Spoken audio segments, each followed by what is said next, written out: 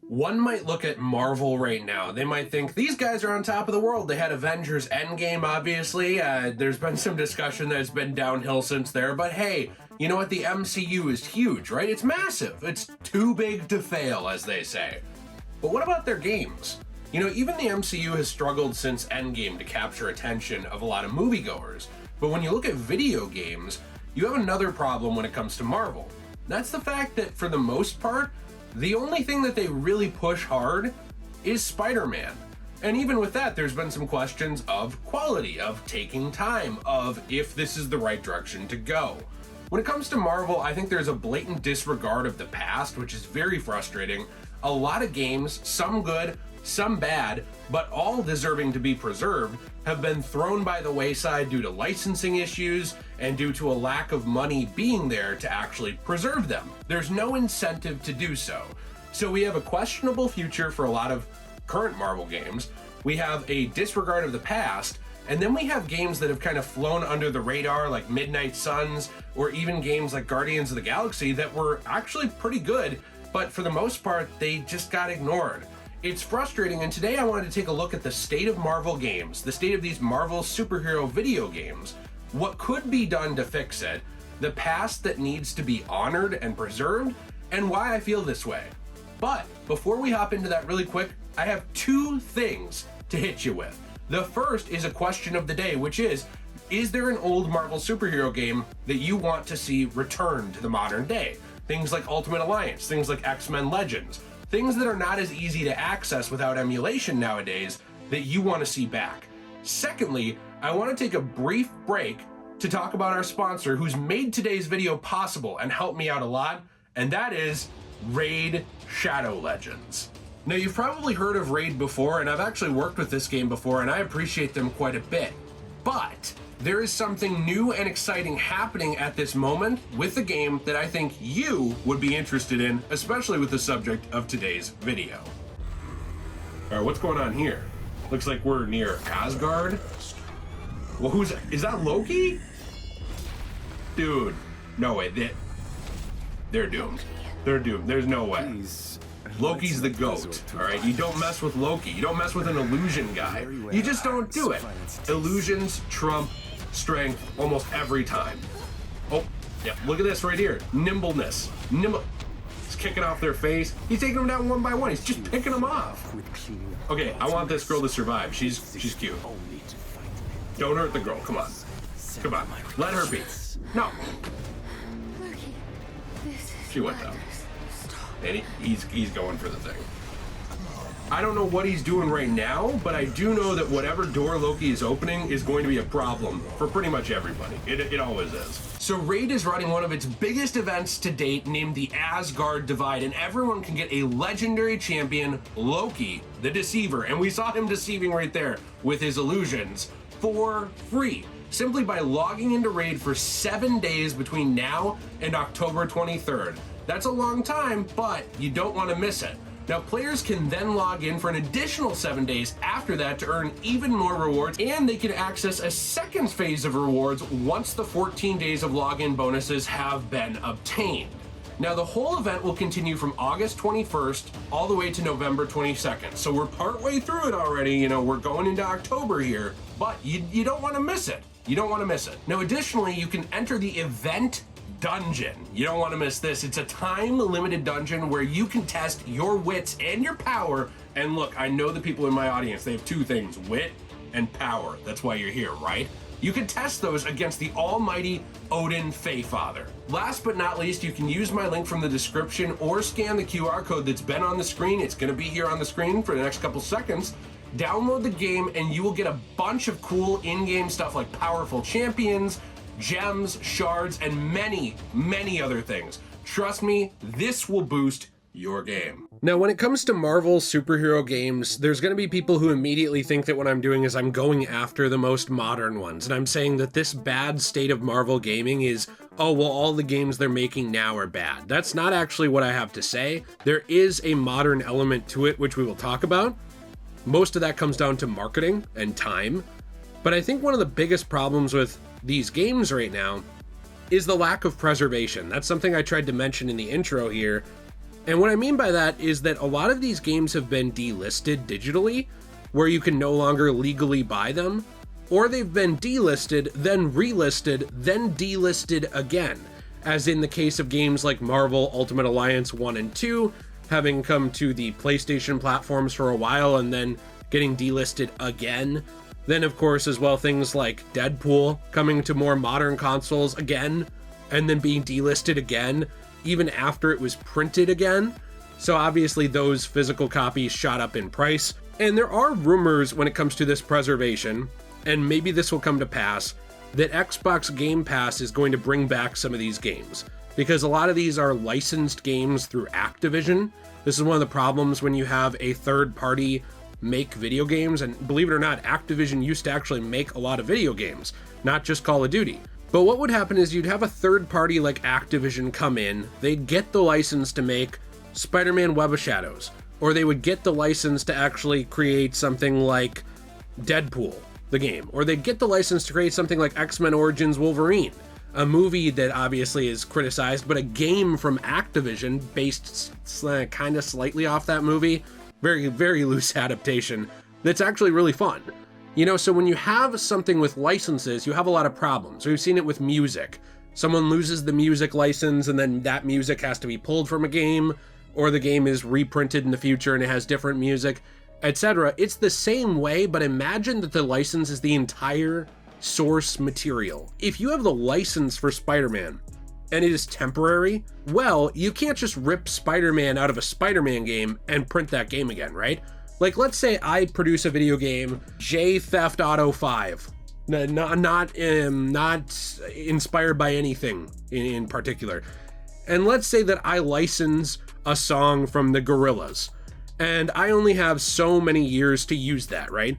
Well, when I lose that license, unless I renew it, I don't have that song anymore. Now, there might be things in my game that are reliant on that song. Like, that song might heavily play into the themes of my game. Like, for example, Metal Gear Solid 5 with The Man Who Sold the World plays very heavily and very integrally into that narrative. And it actually mirrors what's going on in that narrative. It's very important. You rip that scene or that song out of the game, out of some of the game's scenes, out of the background, it changes the nature of the game. But let's say that this Gorillaz song, while good, doesn't necessarily find itself integral to the game. Well, now I can get new music. Like, let's say that the Gorillaz band wants X amount of money, right? And I say, nah, that's too rich for my blood, no thanks. I'm gonna actually go over here and get this song for half the price. Well, now I can put that in. Maybe I patch the song out. Maybe just when I do a remaster, I don't pay, the Gorillaz, so their song isn't in my game anymore. I just have this new song in the game. You can do that. Like, there's elements of losing licenses that can be replaced. Do they fundamentally affect the atmosphere of the game? Absolutely. Look at the old Grand Theft Auto games like GTA 4. Now, that game has lost a lot of its music. You play an old version of it, it's going to have a little bit of a different atmosphere to it because of that music than a newer version of it. But, like I said, if Spider-Man is the license we're talking about, you can't just pull it out like some song. You can't take Spider-Man, his entire mythos, his entire world, his villains, and yank them all out of a game and swap the assets and have a similar game. You just can't do that.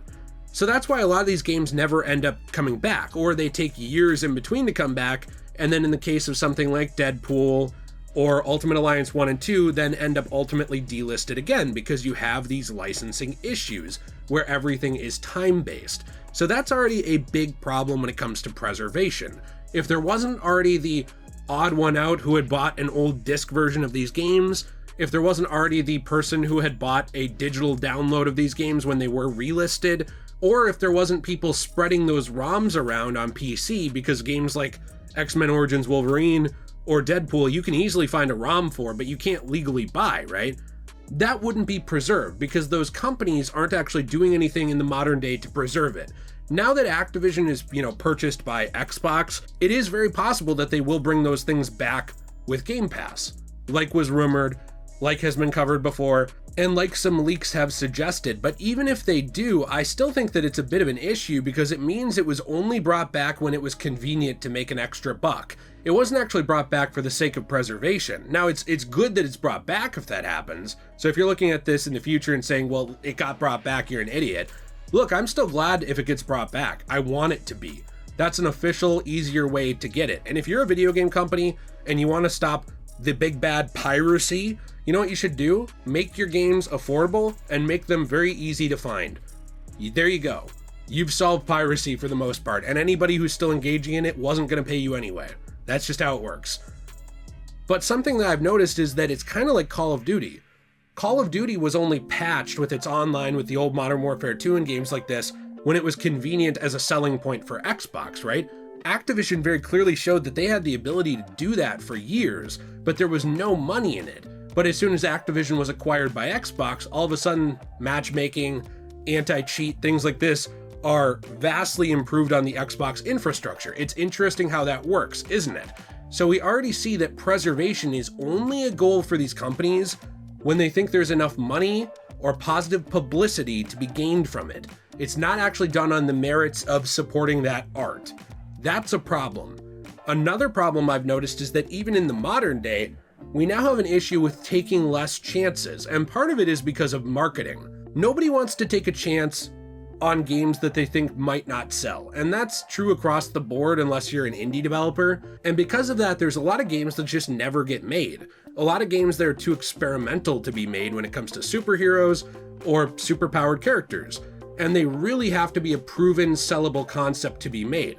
And even when they are, you get examples like Marvel's Avengers, where Square Enix and Crystal Dynamics kind of made a mistake with that one, didn't make it up to snuff, didn't make it the way people wanted, and it just didn't do very well. You also have things like Guardians of the Galaxy, which obviously I think is much more experimental, but I don't think would have really been greenlit if it wasn't for the success of the MCU version of these characters. But even then, it was coming off of this negative reception of Marvel's Avengers, the game, so the press it was getting was bad, even though the game ended up being really good. And because the Square Enix name was on it, even though Guardians of the Galaxy was pretty much a passion project that a lot of heart and soul went into, then people weren't willing to give it a chance. I mean, this is one example where I would actually in some ways blame the fans a little bit, because people weren't willing to support a good game. And you know, I would say, well, maybe it makes sense because Avengers wasn't good and it also said Square Enix, but it would have taken, what, 5 minutes to look up a YouTube video showing that Guardians of the Galaxy was a good game? That wouldn't have been hard on the part of players. So that's like one of the rare examples where I would actually say that it's kind of both parties at fault. It's Square Enix for putting out a previous game, albeit in a probably different continuity and all that, and from a different group under Square, that wasn't as good, and that affecting the marketing and affecting the viewpoint that people had of Guardians. But it was also, I would say, unfortunate that people weren't willing to give it a chance. They weren't willing to actually go out of their way to even see if it was good. They just assumed it wasn't because of that label. Something that also unfortunately happened with Midnight Suns. Midnight Suns, much more experimental game. I would say that it's a very good game, but it didn't get much of a marketing push. In that case, I'd say a lot of people didn't give it a chance because they didn't even know it existed. That's unfortunate because that kind of goes to show you how much marketing also plays into this stuff, because there's an entire world of video games, movies, music, all this stuff. Like there's 1,000 things dropping daily. There's such an oversaturation of content in general that you do need to market in order to get eyes on your thing. That can be done in different ways, but when it's barely done at all, you're not really going to get anyone on your side. So already we have a problem of preservation. We have a problem of preservation only being done for good PR or for money. Then we have a problem of marketing, and a problem, I would say, at least somewhat, of people not being willing to give things a chance that aren't a proven concept like Spider-Man. But then we get to things like Spider-Man, and we do have a bit of another problem. And that's the idea of something being too big to fail. There are certain concepts and certain characters that, unless they had multiple huge stinkers in a row, are so big that they're going to sell no matter what. And because of that, there's no actual incentive to improve. I think that's the case, unfortunately, with Spider-Man. You slap Spider-Man's name on a game and it will sell. Now, it might not sell as well if it's not as good, but it will still sell. We even see this in the more comic book nerd space with comic books. Spider-Man has had clunkers for years in his mainline titles. A lot of fans have not been satisfied with the writing of the mainline Spider-Man comics for at least the last 5 to 7 years. And guess what? They still consistently sell. Because they're Spider-Man. And so that's already a problem right there. It's like there's no real punishment for when they make a mistake. Now, I know I've said this before, but Marvel's Spider-Man 2, for example, I think is a good game. I've talked about it before. I think some people get this idea that I hate this game. I like this game. I think it's fun. I played through the whole thing on my Let's Play channel, Degenerate Plays. Link is in the description down below. But that is a good game, I think. But its story, I found, was vastly inferior to what came before it. I didn't feel like it had the heart and soul of the first Insomniac game. I didn't feel like it was actually finished at launch. It felt like it was incomplete. I felt like the narrative choices around Venom were something that people would have complained about for years if it was in a movie and said that it completely missed the point of the character. But because it was Insomniac, a lot of people were willing to give it a pass. And that's unfortunate to me because that game sold like hotcakes. It sold and flew off the shelf before anyone really even had a chance to play it, because it was Spider-Man and because they had proven themselves in a previous one. So no one actually waited to see if that game was as good as the previous one. They just bought it because it was Spider-Man and because of the company that made it. So I feel like there's a lot of bad messages being sent to companies by some of these purchases, but also I feel like there's a bad lesson being pushed at customers as well. Like the idea of, it used to be if something proved itself in the first one, right, you could usually expect the second one to be as good or better. I feel like that's not quite the case anymore. I don't know. I feel like people aren't willing to let things grow and improve either. And I don't mean that by constant patches and updates, but I mean like a game like Guardians of the Galaxy. It was just doomed because it was very, very, very, very loosely connected in almost no way at all to Avengers because it had the Square Enix logo on it. That's frustrating. So these companies are walking away and they're saying we are rewarded for promoting preservation when it's convenient and when it can make us a bunch of money, because in the meantime, we're making money off that. Even look at something like Marvel vs. Capcom. For years, delisted for years, not sold. And then all of a sudden it's brought back. There's a digital push on it, which I'm glad it's brought back. I'm glad it's back officially, but they waited months to print the actual disc for it. So what you end up having is this game where you can buy the digital version of it. They get all their money from that, right? And then the disc is an afterthought, even though the disc is better at actually supporting preservation of that game because of a lack of DRM and a lack of needing the internet to actually get the game in general. And they use that as an afterthought, again, as like a secondary market push for money later on. Now, I think it's important to support that secondary push in general because it goes to show that people still care about that form of media. But I think it's kind of scummy to try and make all your money on the front end and then push a collector's second printing type push for the actual disc of the game later on. It's just frustrating to me. Lack of preservation, lack of incentive to do so, lack of incentive to try new things. Every time they do try new things, they don't seem to work out. Lack of marketing, lack of taking their time to finish things in the case of Spider-Man 2, where Sony had pumped so much money into it that they just said put it out there, and so a lot of things got dropped. There's just a lot of problems here when it comes to Marvel games that I think are really unfortunate because, like I've said about even DC, these are some of the most iconic characters, I would say, in Western media. They're very interesting characters. They support very interesting, fascinating worlds full of heart and soul, and yet they're often only looked at as a cash cow that's broken out when money is needed, but that passion is limited on, and it frustrates me. So anyway, I do want to say here, this is just kind of my take on where these games are at. I said it in the intro, I said it in the middle, but to recap, I really do think that there is a possible bright future for these games. We do have a resurgence of some of them. We do have things like the Marvel vs. Capcom collection coming back.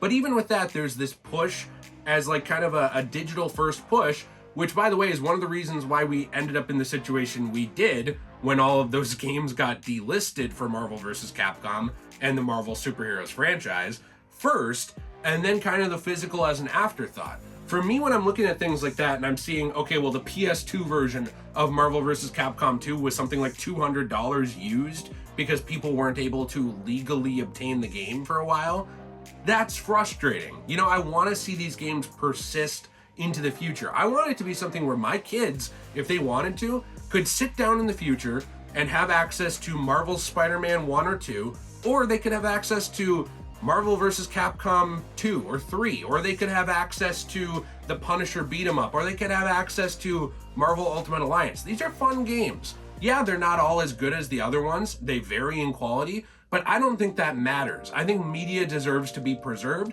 Whatever quality, whatever state it's at, I think that deserves to be preserved for both us and for future generations. To me, this stuff is not just superheroes. Like, these guys are not just some guy in a mask or a girl in a mask. They're characters that inspire us, that lead us to try and be better people, right? And these games are not just games, they're art. And I think that art deserves to be preserved, and I think that art deserves to have time put into it and care put into it. So I want to say thank you very, very much to our sponsor for today, Raid Shadow Legends. I did mention them before. I do want to put the QR code again here, so if you want to, check it out, that actually helps me out a lot. You might even be thinking, well, I don't know if I'll like this game or not. Check it out. That kind of thing helps out my channel a lot. If you just scan the QR code, check it out, try out the game, see what you think for yourself. That's something I ask people to do on this channel. Don't just take what I say and run with it, or take what you hear and run with it. Form your own opinion. I ask you to do that with sponsors like Raid, who I really appreciate. They made this video possible, seriously. I ask you to do it with the things we hear. Please, I appreciate you very, very much. I look forward to your answers to the question of the day. I look forward to hearing from you. I've got other channels in the description as well. So lots of ways you can help support this channel that I truly appreciate. Have a fantastic day. And as always, everyone, you right there, and yes, that means you too, stay shui.